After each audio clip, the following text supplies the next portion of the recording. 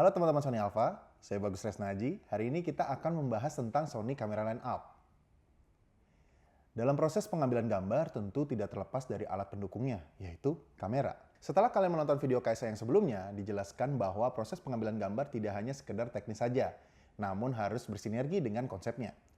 Proses pengambilan gambar akan lebih efektif dan efisien apabila kita dapat memilih alat yang benar-benar kita butuhkan dalam proses pengambilan gambar dan disesuaikan dengan konsep yang kita ingin wujudkan.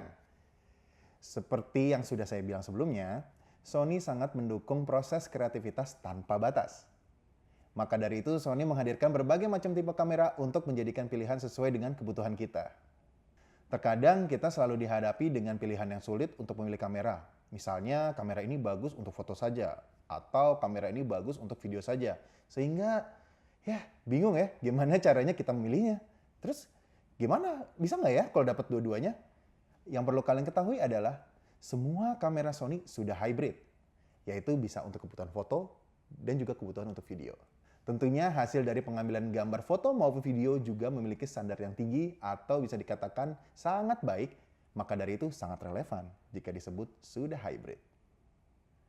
Seperti yang sudah kalian ketahui bahwa Sony mendapatkan achievement sebagai World's Most Selected #1 Image Sensor yang tentunya secara kualitas tidak perlu diragukan lagi. Jika kita berbicara ukuran sensor kamera, Sony mengeluarkan dua tipe, yaitu tipe kamera sensor APS-C dan tipe kamera sensor full frame. Lalu, di manakah letak perbedaannya? Seperti yang kalian lihat pada gambar ini, perbedaannya terletak pada besaran ukurannya. Sensor full frame tentunya lebih besar atau lebih luas dibandingkan sensor APS-C. Kira-kira di mana lagi ya perbedaannya? Saya akan memberikan contoh perbedaan sensor APS-C dengan sensor full frame dari segi depth of field dan field of view, penggunaan lensa, ISO, dan bobot berat. Untuk mengetahui perbedaan dari segi depth of field serta field of view-nya, saya akan memberikan contoh gambar menggunakan kamera Sony FX3 dan Sony A6600. Pada kamera Sony FX3 menggunakan lensa G Master 35mm f1.4, coba kita bandingkan dengan kamera Sony A6600 menggunakan lensa I 35mm f1.8 OSS. Jika kita melihat hasil gambarnya dengan frame size yang sama, depth of field pada kamera Sony FX3 terlihat lebih tebal atau lebih bokeh serta lebih lebar field of view-nya dibandingkan kamera Sony A6600. Penggunaan lensa. Seperti yang sudah dijelaskan pada KSA sebelumnya, ekosistem One Mount berfungsi untuk memudahkan para pemakainya dalam memilih lensa. Namun, ada yang perlu juga diketahui bahwa ada alasan kenapa harus lensa full frame dipakai pada kamera full frame dan lensa APS-C dipakai pada kamera APS-C. Yang pertama, apabila kita memakai lensa sesuai dengan jenis sensor kameranya, maka perhitungan focal length-nya selaras atau sesuai dengan ukuran yang tertulis. Misalnya, kamera Sony FX3 memakai lensa Sony G Master 35mm f1.4, maka yang kita dapatkan adalah hasil depth of field maupun field of view sesuai dengan ukuran 35mm. Begitu pula pada kamera Sony A6600, jika kita memakai lensa Sony I 35mm f1.8 OSS, maka hasil yang didapatkan sesuai dengan ukurannya yaitu 35mm juga. Namun, bagaimana jika kita memilih lensa full frame dan dipasang ke kamera APS-C? Tentu ada perhitungannya, yaitu ada istilah yang disebut dengan crop factor sebesar 1,5 kali, yang artinya ukuran lensa yang tertulis akan dikalikan 1,5 dan itulah ukuran yang tergambar sebenarnya. Misalnya, kita pakai kamera Sony A6600 dengan menggunakan lensa Sony G Master 35mm f1.4, maka focal length sesungguhnya yang terhitung adalah 35mm kali 1,5, sama dengan 52,5 mm. Maka dapat dikatakan kita sama saja dengan memakai lensa berukuran 50 mm pada kamera full frame.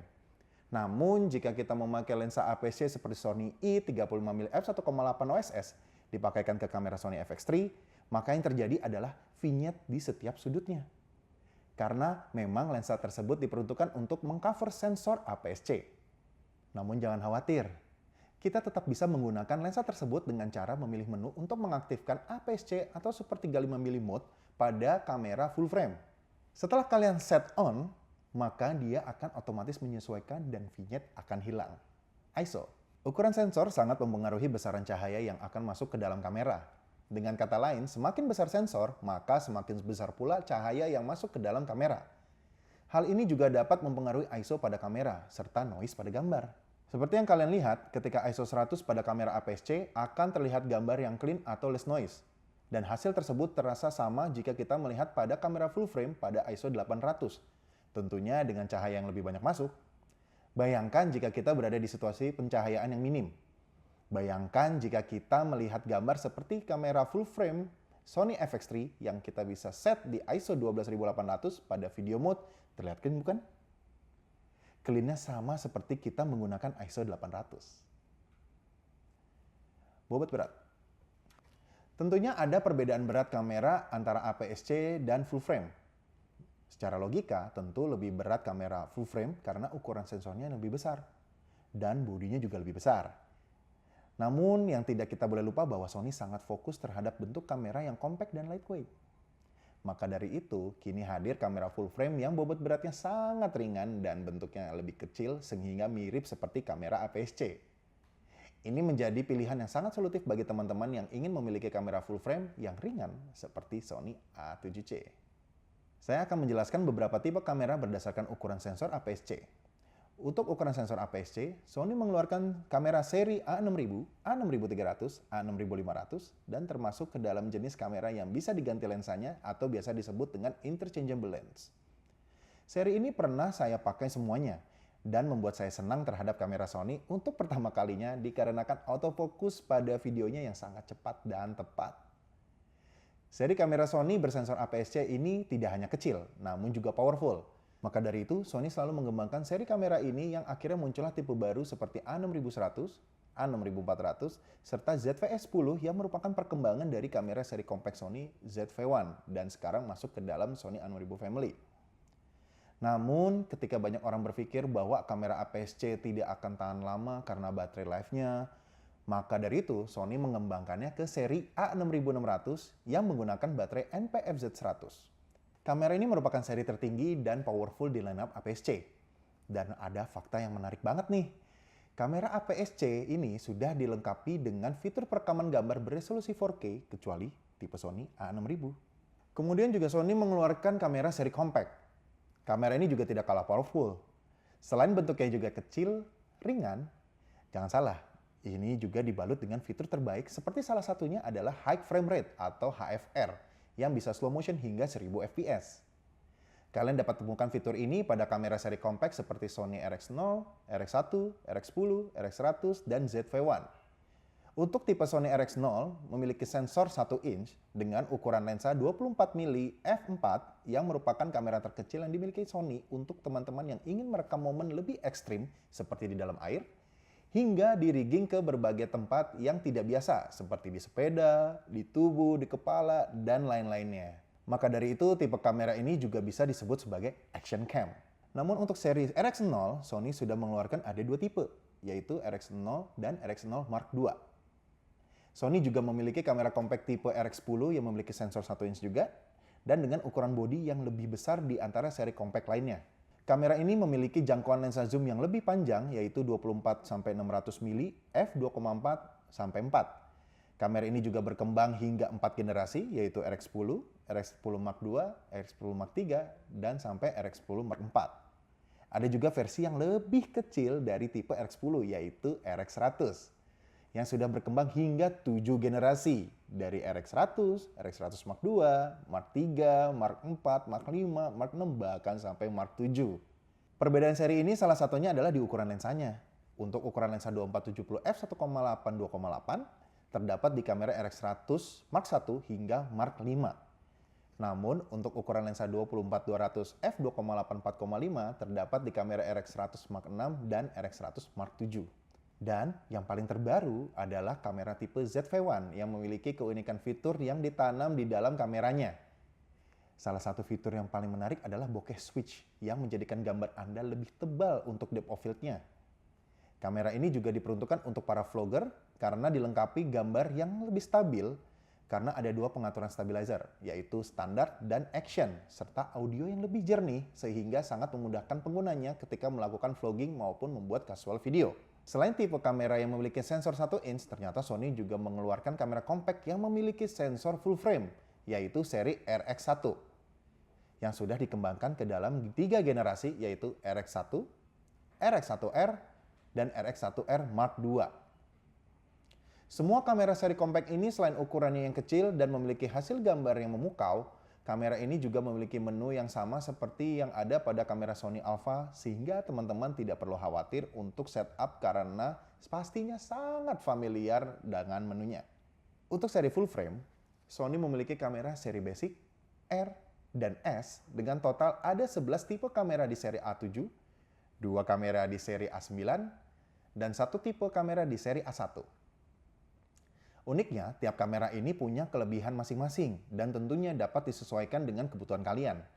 Yang pertama, seri A7 Basic yang sudah memiliki 4 generasi, yaitu dari Mark I hingga Mark IV. Seri kamera ini merupakan seri kamera yang secara hasil foto maupun video juga sudah sangat baik. Terlebih dengan update fitur terbaru pada kamera Sony A7 Mark IV yang memiliki autofocus paling cepat di antara generasi sebelumnya. Memiliki IF binatang dan burung, focus breathing compensation, hingga focus mapping. Untuk kebutuhan video, S7 Mark IV sudah dilengkapi dengan S-Cinetone yang merupakan salah satu profile picture unggulan yang dikeluarkan oleh Sony. Untuk seri R yang berarti resolution, merupakan seri kamera Sony yang memiliki keunggulan untuk teman-teman yang lebih mengedepankan hasil foto terbaik. Untuk seri ini sudah dikembangkan hingga 4 generasi, yaitu dari seri Mark I hingga Mark IV. Dan untuk kamera A7R Mark IV sudah dapat menghasilkan foto dengan resolusi 61 megapiksel. Kebayangkan tajamnya kayak apa? Lalu ada seri paling favorit untuk saya yang kebetulan saya ini adalah seorang videographer, yaitu seri S yang berarti sensitivity. Merupakan seri kamera Sony yang sangat unggul di hasil videonya. Salah satu fitur yang paling fenomenal adalah bagaimana sensor kamera ini dapat menangkap gambar dalam kondisi pencahayaan yang minim karena fitur ISO yang bisa mencapai hingga 409.600. Seri kamera ini sudah berkembang hingga ke generasi ketiga, yaitu dari A7S, A7S Mark II, dan yang paling terbaru adalah A7S Mark III. Pada kamera Sony A7S Mark III, tidak hanya merekam gambar beresolusi 4K saja, namun kali ini dikembangkan kodeknya untuk mencapai color subsampling 4:10 bit, sehingga gambar jauh lebih luas dan lebih detail, serta dynamic range-nya yang tinggi hingga mencapai 15 stop.